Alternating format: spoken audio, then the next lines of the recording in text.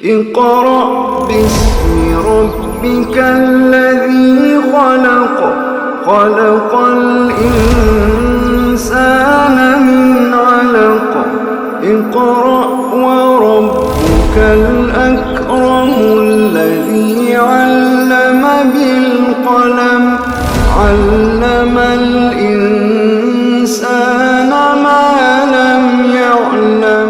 بسم اللہ الرحمن الرحیم۔ سورۃ القیامہ، سورۃ القیامہ، سورۃ نمبر 75 اور 29واں پارہ جاری ہے۔ بسم اللہ الرحمن الرحیم۔ لا اقسم بیوم القیامہ، نہیں میں تو قسم کھاتا ہوں قیامت کے دن کی، ولا اور نہیں اقسم بالنفس اللوامہ، میں قسم کھاتا ہوں ملامت کرنے والے نفس کی۔ یورپ میں ایک فلسفی گزرا ہے کانٹ، وہ پہلے یعنی ایتھیسٹ تھا، اور اس نے کتاب لکھی جس میں اللہ تعالیٰ کے وجود کے بارے میں جتنے بھی دلائل تھے ان سب کو اس نے ایک ایک کر کے لیا اور رد کر دیا، کہ کہتے ہو کہ ہر چیز کا کوئی بنانے والا ہونا چاہیے، پھر اللہ کا بھی بنانے والا مانو، تم کہتے ہو کہ ایسا ہونا چاہیے تو پھر یہ بھی مانو۔ یعنی حاصل کیا تھا کہ اللہ تعالیٰ کے وجود کا اس نے انکار کیا اور پوری کتاب لکھ دی۔ تو یورپ پر کرسچینٹی کی جو ہے اس کی گرپ بڑی سٹرونگ تھی، تو جب پادریوں نے کی چڑھائی تو پھر اس نے ایک اور کتاب لکھی، جیسے علامہ اقبال نے شکوہ نظم کہی، بڑی پاپولر ہوئی، لیکن پھر فتوے بھی ان پر کفر کے ایک سے ایک بڑھ کر آیا۔ شکوہ کیا تھی؟ ایک نوجوان مسلمان جو یونیورسٹی میں پڑھتا ہے، اس سے کچھ کنسرنز ہیں، کچھ تحفظات ہیں، ان کو اس نے علامہ اقبال نے زبان دی اور پھر خود ہی اس کا جواب بھی بعد میں دے دیا، اور سارے فتوے شتوے ختم ہو گئے اور سب لوگ سمجھ گئے کہ باقی یہ تو بڑی کام کی بات کی تھی علامہ اقبال نے۔ تو کانٹ نے بھی ایک اور کتاب لکھی، پہلی کا عنوان تھا کریٹک آف پیور ریزن، اور دوسری کتاب کا عنوان تھا پریکٹیکل ریزن۔ پریکٹیکل ریزن میں اس نے کہا ہے کہ ویسے دلائل سے تو اللہ تعالیٰ کا وجود ثابت نہیں ہو سکتا، لیکن دو باتوں کو بیک وقت سامنے رکھا جائے تو پھر ریلیجن کا انکار بھی ممکن نہیں۔ وہ دو باتیں کیا ہیں؟ اسٹاری ہیون ابو اور مورل لا ود ان، کہ یہ ساری جو کائنات ہے، کوسموس، ستاروں بڑی، اور جو جو ہمارا علم آگے بڑھ رہا ہے تو معلوم ہو رہا ہے کہ تو اس سے بھی بڑی ہے، اس سے بھی بڑی ہے، تو اس سے بھی بڑی ہے، اس سے کوئی کنارہ نہیں۔ ابھی ہم آسمان تک نہیں پہنچ سکے کہ آسمان کتنا بلند ہے، پہلا آسمان، ساتوں آسمان کی تو بات چھوڑیں۔ تو یہ کیا ہے؟ یہ سٹاری ہیون ہے، بنا ہے نا، کسی نے بنایا ہے یا نہیں بنایا؟ بنا ہے موجود۔ دوسرا مورل لا ود ان، وہ جو میں نے اشارہ کیا تھا ابھی کہ انسان گرم گرم دودھ کا گھونٹ بھر لے، سپ لے لے، تو اس کا ہونٹ، اس کا تالو، اس کی زبان جل جاتے ہیں۔ پھر کیا ہوتا ہے؟ دودھ کا جلا چھاچھ کو بھی، لسی کو بھی پھونک پھونک کے پیتا ہے، حالانکہ لسی تو ٹھنڈا مشروب ہے نا، لیکن وہ بھی سفید ہوتی ہے، دودھ بھی سفید ہوتا ہے، تو احتیاطاً کہ گرم نہ ہوئے۔ یہ بہت سے محاورے ہیں کہ جو ہم بول لیتے ہیں لیکن ان پر کبھی غور نہیں ہم نے کیا ہوتا اس کا مطلب کیا ہے۔ اس کے مقابلے میں اگر وہ اسی زبان سے اور منہ سے، تالو سے جھوٹ بولے تو اس کی زبان پر کوئی چھالا نہیں پڑتا، نہ تالو جلتا ہے، نہ زبان جلتی ہے، نہ ہونٹ جلتا ہے۔ یہ اس کو جری کر دیتی ہے کہ چل سو چل۔ پھر وہ بسا ہوا کھانا کھا لے تو آدھی رات کو الائڈ ہسپتال جائے گا 1122 پہ، پھر مہینہ بھر جو ہے وہ سونگ سونگ کے کھائے گا، خراب نہ ہو یار۔ لیکن وہ کسی بھائی کا مال ہڑپ کر جائے تو اس کے پیٹ میں کوئی درد نہیں ہوتا، یہ بھی جری کر دیتی ہے کہ چلو۔ اسی طرح ایک بوڑھا شخص کلاشن کوف ہاتھ میں لے کے آئے اور ایک بھری مارکیٹ میں کر کے 150 بندے مار دے، یا ایک بم دھماکہ کرے اور 50 بندے اس دنیا سے بھیج دے واپس. اب اس آدمی کو سزا دینی یا ممکن ہی نہیں ہے. سب سے پہلی بات تو وہ خود کچھ دھماکہ نہ ہو, تو کوئی بندہ ہو اس کو پکڑا جا سکے کہ ہاں یہ حرکت فلاں نے کی ہے, بھاگ نہ جائے, اور پھر اس کے خلاف باقاعدہ ایسا کیس تیار کر سکے پولیس کی جو عدالت میں پیش کیا جا سکے, اور عدالت اس کو قرار واقعی سزا دے دے. یہ موٹی موٹی لفظ پڑھتے ہیں نا اخبارات میں, ممکن ہے؟ بالکل ممکن نہیں. پکڑنا ممکن نہیں, پکڑا جائے تو وہ اتنے ثبوت فراہم کرنے ممکن نہیں کہ عدالت میں پیش کیے جا سکے. اور سب کچھ ہو گیا, عدالت نے سزا دے دی, زیادہ سے زیادہ کیا کہے گی, 50 دفعہ پھانسی دے دو اس کو. لیکن یہ سزا ویسے ہی فنی سزا ہے کہ جب پہلی پھانسی ایگزیکیوٹ ہو جائے گی تو ختم ہو جائے گا اس کا وجود. تو اللہ تعالیٰ نے یہ کائنات کیوں بنائی ہے؟ کوئی مقصد ہوگا نا اس کا, اور اس کائنات کا جو حاصل ہے وہ انسان ہے. یاد ہے آپ کو ابھی کچھ صورتیں پہلے میں نے عرض کیا تھا نا کہ قرآن مجید میں کہا گیا ہے کہ خلق لکم ما فی الارض جمیعا, اے انسانوں تمہارے لیے پیدا کیا گیا کہ جو کچھ بھی زمین پہ ہے سارا کا سارا. یہ آسمان یہ ہماری خدمت کر رہا ہے, چاند ہماری خدمت کر رہا ہے, ہوائیں ہماری خدمت کر رہی ہیں, بارشیں ہماری خدمت کر رہے ہیں. کہاں سے پانی اٹھ کے آ رہا ہے؟ خلیج بنگال سے پانی اٹھ رہے ہیں بخارات, اور ہماری طرف بارش برس رہی ہے. یہ بائی چانس تو نہیں ہے. تو یہ سٹاری ہیون ابو ہے. یہ سارے کے سارے انسان کی خدمت میں لگے ہوئے ہیں. تو انسان کیا کر رہا ہے؟ کیا یہ یہاں آ کر کھا کے ڈکار مار کے اور پھر مر کے مٹی میں دفن ہونے کے لیے آیا ہے؟ اگر اس کائنات کا بادشاہ اللہ ہے, یہ سورۃ مومنون کے آخر میں یہ بات آئی تھی کہ افحسبتم انما خلقناکم عبثا, کیا تم سمجھتے ہو کہ ہم نے تمہیں بیکار پیدا کیا ہے, اور یہ کہ تم ہماری طرف لوٹائے نہیں جاؤ گے.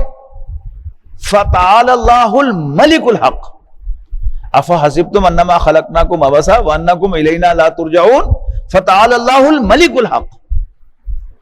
تو بہت بلند و برتر ہے بادشاہ حقیقی اس سے کہ بیکار پیدا کریں.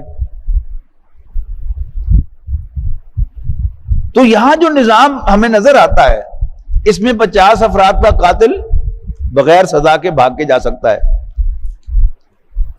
اور بڑے بڑے انسانیت کے محسن جو ہے وہ کیا لے کے گئے؟ کچھ بھی نہیں. انبیاء کرام تو خیر بہت اونچا ہے, ان کا تو مقام بہت اونچا ہے. نبی اکرم صلی اللہ علیہ وسلم کے خادموں نے انسانوں کو وہ کچھ دیا ہے. حضرت عمر رضی اللہ تعالیٰ عنہ, حضرت عمر بن عبدالعزیز رحمۃ اللہ علیہ, کیا دیا انہوں نے انسانیت کے؟ لے کے کیا گئے؟ پھٹے پرانے پیوند لگے کپڑے پہن کے گئے. 5 لقموں سے زیادہ وہ کھاتے نہیں تھے حضرت عمر رضی اللہ تعالیٰ عنہ. کیا لے کے گئے؟ اور انبیاء کرام کے تو احسانات جو ہیں وہ تو گنے نہیں جا سکتے, لیکن انہوں نے لیا کیا؟ کچھ بھی نہیں.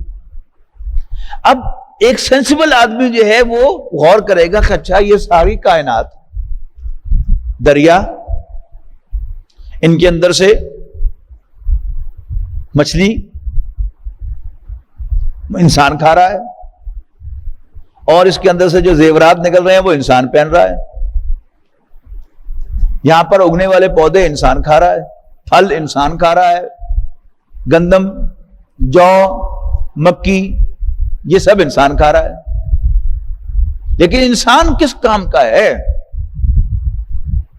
اور یہ اپنے اندر جھانکے تو اس کے اندر وہ مورل لا موجود ہے کہ جو کہتا ہے کہ نہیں ہونا چاہیے, برے کو سزا ملنی چاہیے. دیکھیں نا, اس کی میں مثال دیتا ہوں آپ کو کہ جب بھی کوئی ایسا بڑا واقعہ پیش آتا ہے تو اخبارات بھر جاتے ہیں, جو بھی بیان دینے کی جس کو بھی طاقت ہوتی ہے کہ وہ بیان دے اور اخبار میں آ جائے, وہ اور کچھ نہ ہو تو ایک بیان وہ ضرور دیتا ہے. کہ حکومت مجرموں کو پکڑ کر قرار واقعی سزا دے یا مستعفی ہو جائے. کیا مطلب ہے اس کا؟ کہ حکومت جینوئن تب بنتی ہے کہ وہ مجرموں کو پکڑ کر سزا دے. اگر کوئی حکومت مجرموں کو پکڑ کر سزا نہ دے سکے تو اس کو حکومت کرنے کا کوئی حق نہیں. اگر یہ کائنات اللہ نے بنائی ہے اور یہاں عدل نہیں ہے، یہاں ظالم جو ہیں وہ بچ کے نکل جاتے ہیں اور جو انسان کی خدمت کرنے والے بڑے بڑے لوگ جو ہیں ان کو ملتا کچھ نہیں، تو پھر یہ اندھیر نگری ہے، یہ عدل نہیں ہے یہاں پر. وہ جو اقبال نے کہا تھا نا کہ تو عادل و قادر ہے مگر تیرے جہاں میں ہیں تلخ بہت بندہ مزدور کے اوقات. تو اگر یہاں پر عدل نہیں ہے، استحصال ہے، ظلم ہے، تو پھر اس کا بادشاہ جو ہے وہ معاذ اللہ ظالم ہے. تو نہیں، میں قسم کھاتا ہوں قیامت کے دن کی. اور قیامت کی دلیل کیا ہے؟ یہ نفس لوامہ، انسان کے اندر جو ایک ملامت کرنے والا نفس ہے جسے ہم ضمیر کہتے ہیں، ریپروچنگ سول. میں کوئی زیادتی کر کے اپنی چرب زبانی سے آپ کو مطمئن کر سکتا ہوں، لیکن یہ نہیں چپ کرتا. یہ مجھے کاٹتا رہتا ہے اندر سے، نہیں نہیں غلط کیا تم نے، غلط ہو تم، زیادتی کیا تم نے. تو یہ ہے نفس لوامہ، اس کی قسم کھائی جا رہی ہے. لا اقسم بیوم القیامہ، نہیں میں قسم کھاتا ہوں قیامت کے دن کی. ولا، اور نہیں اقسم بالنفس اللوامہ، میں قسم کھاتا ہوں ملامت کرنے والے نفس کی. قسم کیا ہوتی ہے؟ قسم اصل میں گواہی ہوتی ہے. جب میں کہتا ہوں اللہ کی قسم، اس کا مطلب ہوتا ہے کہ اللہ گواہ ہے کہ میں جو بات کہہ رہا ہوں درست ہے. ہم جب قسم کھاتے ہیں تو اللہ تعالیٰ کی قسم کھانے کی ہمیں اجازت ہے، غیر اللہ کی قسم کھانے کی ہمیں اجازت نہیں ہے. تو اس میں دو فنکشن ہوتے ہیں، ایک اللہ کی عظمت کا اظہار اور اللہ تعالیٰ کی گواہی. قرآن مجید جب اللہ تعالیٰ قسم کھاتا ہے تو اللہ سے بڑا تو کوئی نہیں. اس میں صرف ایک پہلو ہوتا ہے، وہ گواہی کا پہلو ہوتا ہے کہ نہیں، میں قسم کھاتا ہوں ملامت کرنے والے نفس کی. یہ ملامت کرنے والا نفس گواہ ہے کہ قیامت آئے گی. یہ کہتا ہے کہ کوئی ایسا دن ہونا چاہیے جس میں 50 آدمیوں کے قاتل کو 50 دفعہ زندہ کر کے دوبارہ مارا جائے، تکلیف دی جائے. اور 50 آدمیوں کے قاتل جو ہے وہ 50 آدمیوں کو نہیں مارتا، صرف 50 خاندان تباہ کرتا ہے. کم و بیش 50 عورتیں بیوہ کر دی اس نے، اور درجنوں بچے یتیم کر دیے اس نے. اور ان سب کی جو کمپلیکیشنز ہیں وہ اللہ تعالیٰ کے حساب میں تو ہے نا، ان سب کی سزا اسے ملنی چاہیے. یہ ضمیر یہ کہتا ہے. اَيَحْسَبُ الْإِنسَانُ أَن لَّن نَّجْمَعَ عِظَامَهُ. اچھا، اس صورت میں لفظ انسان کو ذرا نوٹ کیجئے گا. الانسان بار بار آئے گا. یہ کون ہے؟ یہ ایک چودھری مکے کا سردار، بڈیرا، اکڑ باز. اَيَحْسَبُ الْإِنسَانُ أَن لَّن نَّجْمَعَ عِظَامَهُ. کیا انسان یہ سمجھتا ہے کہ ہم اس کی ہڈیوں کو جمع نہیں کریں گے؟ بلا، کیوں نہیں. قادرین علی ان نسوی بنانا، ہم تو خوب قادر ہیں کہ ہم اس کے ہاتھ کے پوروں کو بھی درست کر دیں. انسانی جسم کے دو بڑے حصے شمار ہوتے ہیں. ایک وائٹل آرگنز کہلاتے ہیں. ان میں سے کوئی ایک آرگن جو ہے وہ بیکار ہو جائے تو انسان پہ موت واقع ہو جاتی ہے. جگر، گردے، دل، دماغ، ٹھیک ہے. یہ سب کیا ہے؟ یہ وائٹل آرگنز ہیں. پھیپھڑے، ان کے بغیر انسان زندہ نہیں رہ سکتا. لیکن ہاتھ، پاؤں، دونوں ہاتھ بھی کٹ جائیں، دونوں پاؤں بھی کٹ جائیں، اور یہاں تک کہ دونوں ٹانگیں بھی کٹ جائیں اور دونوں بازو بھی کٹ جائیں، پھر بھی انسان زندہ رہتا ہے. یہ نان وائٹل آرگنز ہے، وائٹل آرگنز نہیں کہلاتے. اور پھر ہاتھ میں بھی آخری یہ پورے. تو انسان سمجھتا ہے کہ اللہ نجمع عظامات، کہ ہم اس کی ہڈیوں کو جمع نہیں کریں گے. کیوں نہیں؟ ہمیں تو اس پر بھی قدرت ہے کہ ہم ہاتھ کے پوروں کو درست کر دیں. اور ہاتھ کے پورے کیا ہیں؟ یہ اللہ تعالیٰ کی قدرت کی بہت بڑی دلیل ہے. آپ غور سے دیکھیں روشنی میں اپنے دونوں انگوٹھوں کے فنگر پرنٹس کو. آپ کا رائٹ تھم جو ہے اس کا فنگر پرنٹ آپ کے لیفٹ تھم امپریشن سے نہیں ملتا. اس کا مطلب کیا ہے کہ اللہ تعالیٰ نے ربر سٹیمپ سے نہیں بنائے. ہم میں سے ہر ایک اللہ تعالیٰ نے انڈیویجول اٹینشن سے بنایا ہے,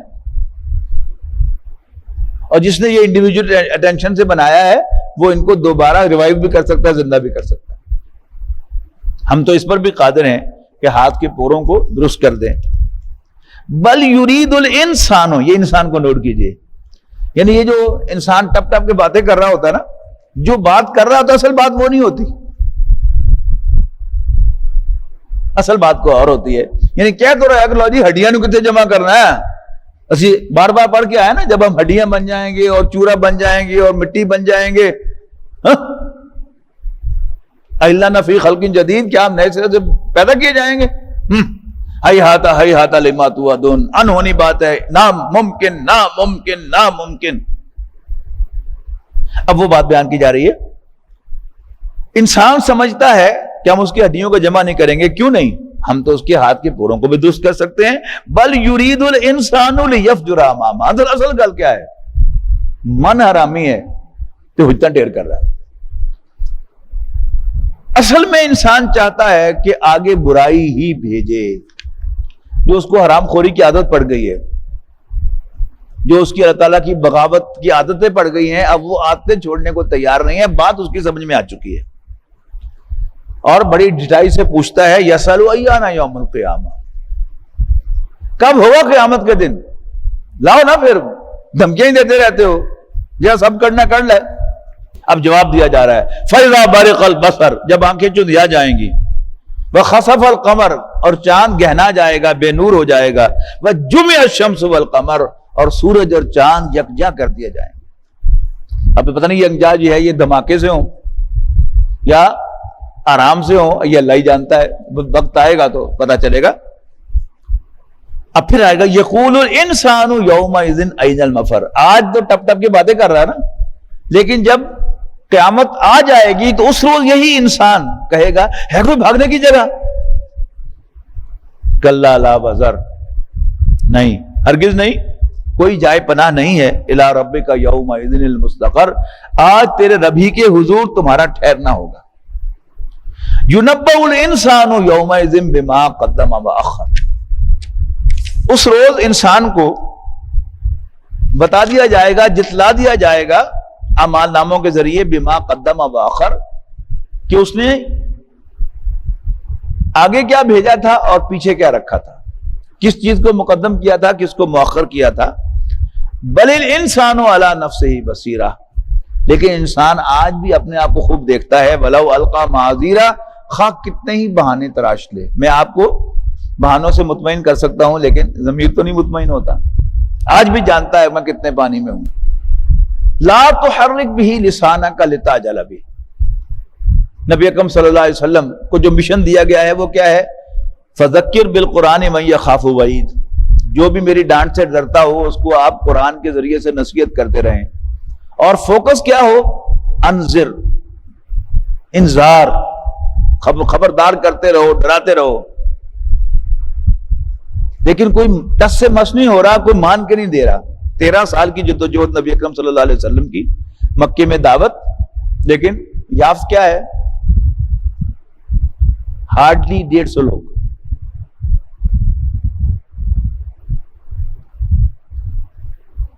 لیکن رسول اللہ صلی اللہ علیہ وسلم اس کو اپنے اوپر قیاس کر رہے ہیں کہ شاید کوئی میرے بیان کرنے میں کمی ہے.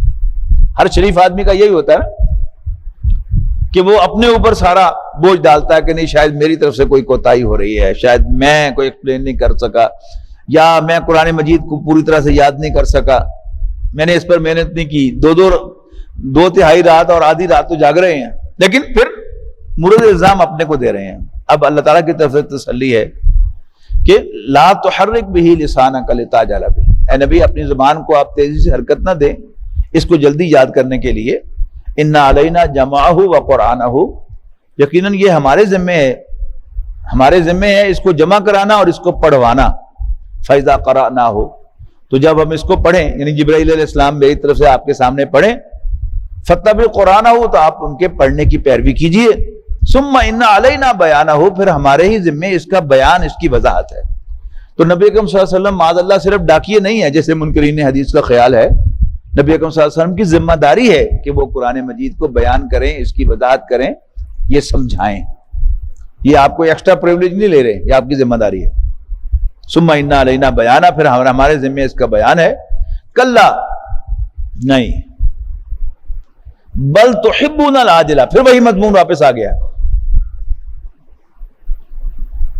قرآن مجید اصل میں خطبات کی شکل میں نازل ہوا ہے۔ ایک ہوتا ہے لیکچر، ایک ہوتا ہے خطبہ، ایڈریس۔ ایڈریس میں جو بولنے والا ہوتا ہے اور جو اس کی آڈینس ہوتی ہے وہ ایک خاص ماحول میں ہوتے ہیں اور سب خبریں ان کو ہوتی ہیں، اور بات کرتے کرتے بیچ میں وہ کہتا ہے عمران خان اے کر دے۔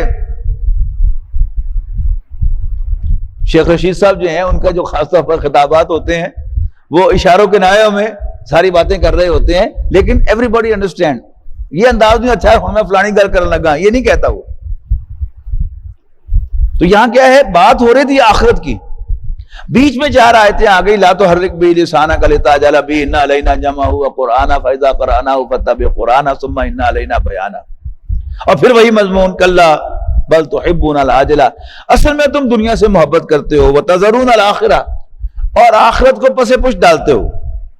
وجوہ یومئذ ناظرہ، اس روز یعنی قیامت کے دن بہت سے چہرے تر و تازہ ہوں گے، الی ربہا ناظرہ، اور وہ اپنے رب کو دیکھ رہے ہوں گے۔ ووجوہ یومئذ باسرہ، اور بہت سے چہرے اس روز مرجھائے ہوئے ہوں گے، اداس ہوں گے۔ تظن ان یفعل بہا فاقرہ، وہ سمجھ رہے ہوں گے، گمان کر رہے ہوں گے کہ آج ان کے ساتھ کمر توڑ دینے والا سلوک کیا جائے گا۔ کلا، ہرگز نہیں۔ اذا بلغت التراقیہ، جب ہنسلی میں آ کر پھنس جائے گی۔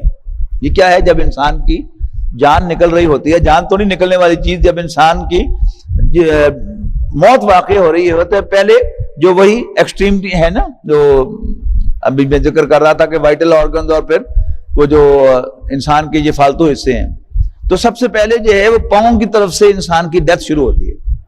یعنی یوں سمجھیے کہ پہلے پاؤں کی انگلیاں ڈیڈ ہوں گی، پھر پنڈلیاں ڈیڈ ہوگی، ٹخنا ہوگا، ہوگی، آہستہ آہستہ جوں جوں یہ پڑتی ہے تو ایسے جسے کہتے ہیں نا وہ کڑال پڑتے ہیں، تو اس طرح جو پنڈلی ایک دوسرے سے لپٹتی ہے بے جان ہو کر، اور پھر آخر کار آ کر آخر میں سب سے وہ اس کے گردن میں سے، اس کے حلق میں سے ایک خاص آواز آتی ہے، ہچکی آتی ہے، اور پھر دیٹس دا اینڈ۔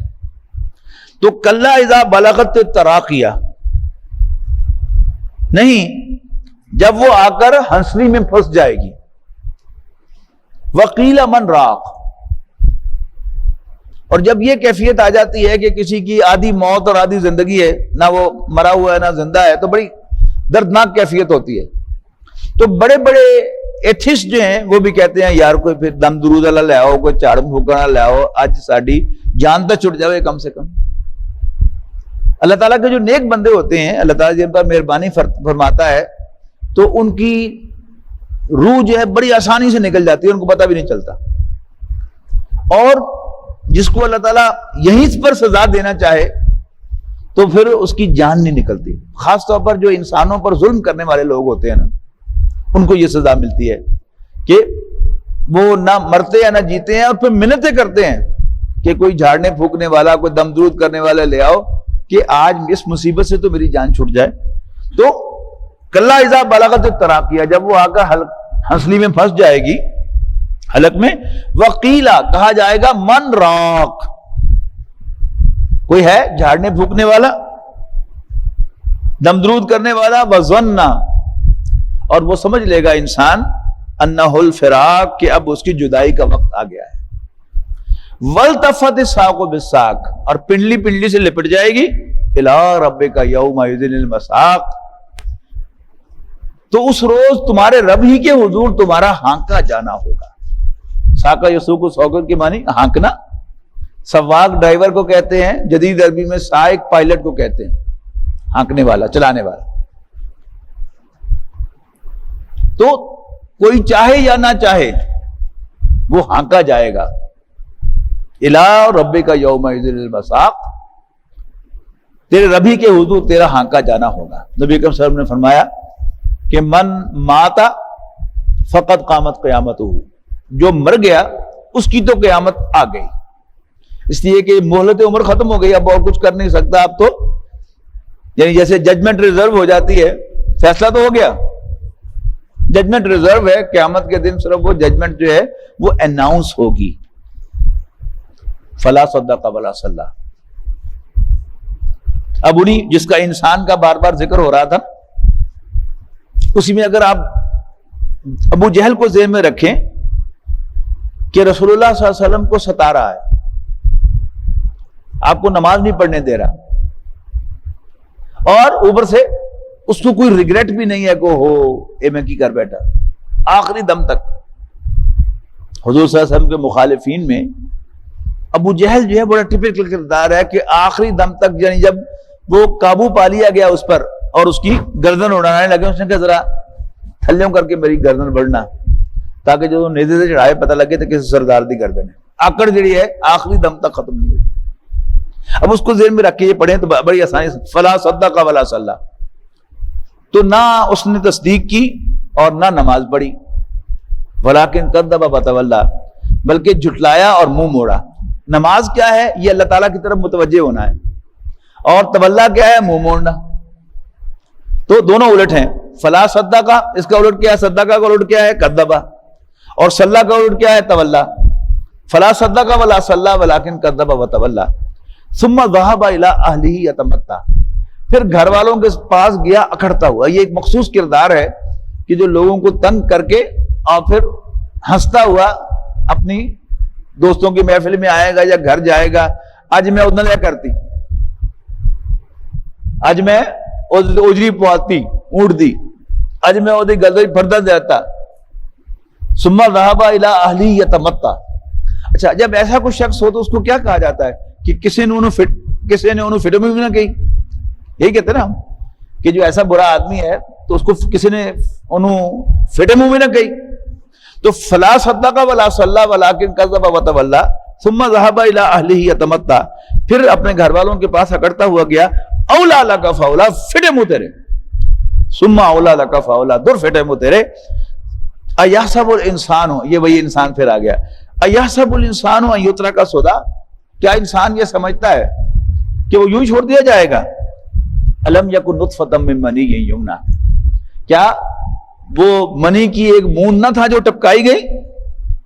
ثم کان علقۃ، پھر وہ ایک جمع ہوا خون بنا، فخلق فسوی، پھر اللہ تعالیٰ نے اس کو بنایا اور اس کی نوک پلک سواری، فجعل منہ الزوجین، اور پھر اسی بوند سے اس نے دو بنا دیے، دو زوج، کون سے؟ الذکر والانثی، مذکر اور مؤنث۔ یعنی اللہ تعالیٰ کی قدرتوں میں سے ایک بہت بڑی قدرت کہ بوند ایک ہی ہے، باپ ایک ہی ہے، بیٹی کا بھی اور بیٹے کا بھی، اور ماں بھی ایک ہی ہے اسی بیٹے کی، یعنی اسی ماں کے پیٹ سے اور اسی باپ کے نطفے سے بیٹا بھی پیدا ہوا ہے، بیٹی بھی پیدا ہوئی ہے۔ اور بعض اوقات تو جڑواں بچے پیدا ہوتے ہیں، ایک بچہ ہوتا ہے ایک بچی ہوتی ہے۔ جب قرآن مجید نازل ہو رہا تھا اس وقت بھی مرد اور عورت ایک دوسرے سے مختلف تھے، لیکن بہرحال سمجھا یہ جاتا تھا کہ ایک آدھ عضو کا فرق ہے، داڑھی مونچھ کا فرق ہے۔ لیکن جو ہمارا علم آگے بڑھ رہا ہے تو پتہ چل رہا ہے کہ یہ دونوں بالکل انٹائرلی مختلف وجود ہیں، بالکل آئیڈینٹیکل نہیں ہے۔ جب کروموسوم کا فرق ہے ہر سیل میں تو پھر لیکن اوریجن کیا ہے؟ وہ ایک ہی ہے۔ وہ کیا ہے؟ الم یکن نطفۃ من منی یمنی ثم کان علقۃ فخلق فسوی فجعل منہ الزوجین الذکر والانثی، پھر اس سے دو بنائے، جوڑے بنائے، اسپاؤسز بنائے، مذکر اور مؤنث۔ الیس ذلک بقادر علی ان یحیی الموتى، تو کیا وہ جس نے ایک بوند سے یہ مذکر مؤنث بنا دیے، کیا وہ اس پر قدرت نہیں رکھتا کہ مردوں کو زندہ کرے؟ بلا ان اللہ علی کل شیء قدیر، یقیناً اللہ تعالیٰ ہر چیز پر قادر ہے۔ آج اسی پر اکتفا کرتے ہیں۔ بارک اللہ لی ولکم فی القرآن العظیم ونفعنی وإیاکم بالآیات والذکر الحکیم۔ ويشفي صدور قوم مؤمنين